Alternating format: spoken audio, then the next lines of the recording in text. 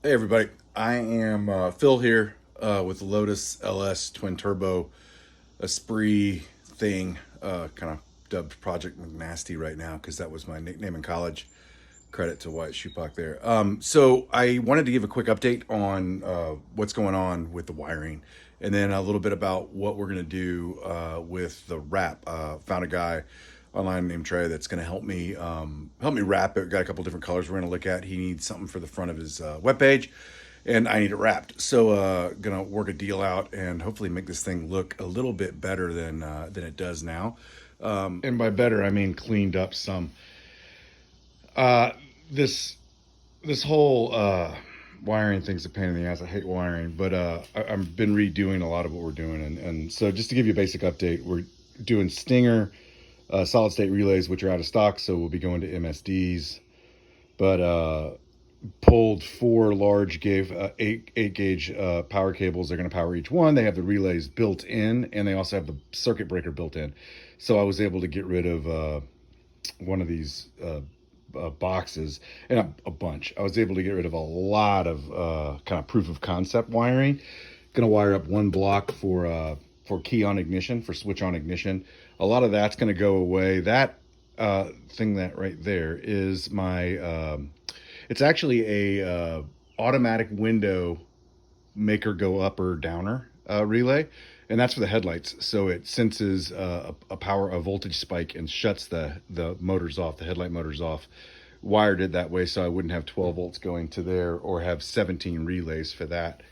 You can see kind of in the car where I pulled everything up. I've actually gone through and started cutting out the harness, and kind of a nasty job. You can see all the shit on it here. Hey, we're making this. Got the new injectors to 61 pound Excels, so we're gonna upgrade the Terminator X to version 2 and get that done.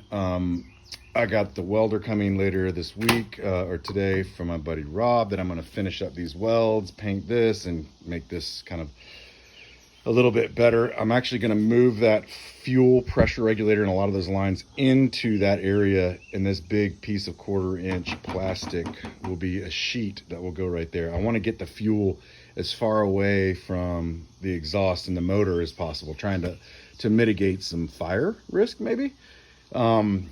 The spoiler is still a fantastic place to store things. Chainsaw in a bag. There's a scooter. 993 or actually 944 convertible wheels. Leaving the lights out. I've 3D printed light covers. So really kind of got tired of wanting to pay $600 for these. I 3D printed in translucent PETG and then PLA in the back for the housing, and they fit quite nice, and I'm actually really pleased with them, and they will stay in there. And I've printed these out, just covers here as well. This is the not fun part of a build where you got to go back and redo everything and use the right gauge wire, get rid of a bunch of wire, and I got a couple wires I don't know where they go, so it will not run right now.